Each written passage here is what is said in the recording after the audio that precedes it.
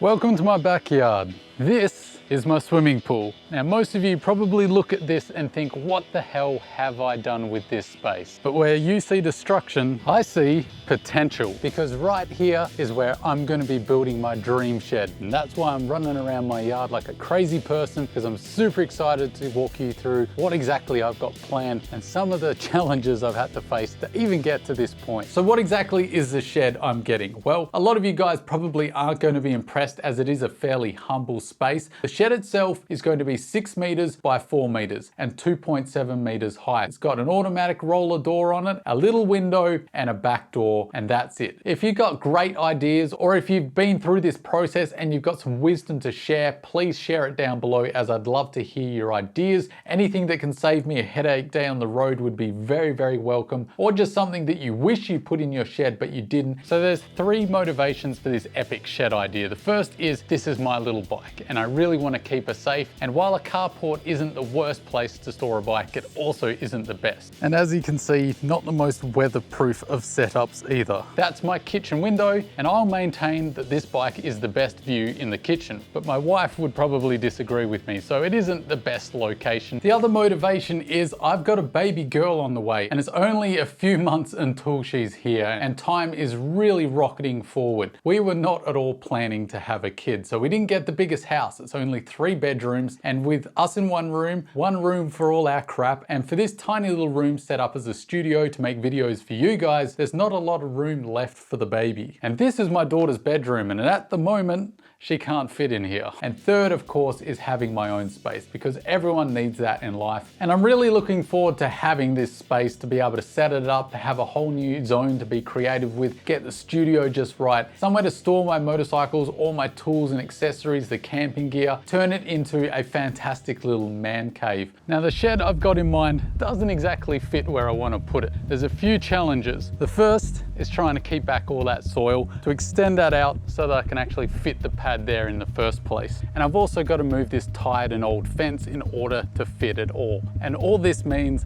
lots of forms, lots of fees, and lots of dicking around. I've got to get planning from the council to say that the wall I'm thinking of building looks pretty enough for council standards. Once they approve that, I've got to go to the building department, get engineering, surveying, and drafting done so that the council agree, yes, someone competent is building it, it is engineered properly, and everything's going to suit the suburbs standards. As I said, I've got to move that fence as well. So again, I've got to go through planning, I've got to go through the building department and get all the people that I just talked about to do the same damn thing. And once that's all done, finally I can break ground on my shed, where, you guessed it, I've got to go through planning, I've got to go through the building department with all those people that I've spoken about.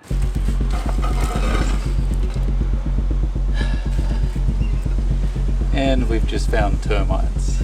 Bloody termites. So that has ground everything to a halt. So I've had to call a pest inspector to come out. We've got to pull up all those slabs so it puts me back even further. But it hasn't broken my spirit. Nothing's gonna stop me. I'm gonna put this shed up if it bloody well kills me. So sure, this might look like an absolute disaster for most people, but for me, I just see potential. I'm really excited to go through the process and bring you along for the ride. And you have to wait for part 2 to see how everything went, which I'm sure will not go smoothly, but we'll get there in the end.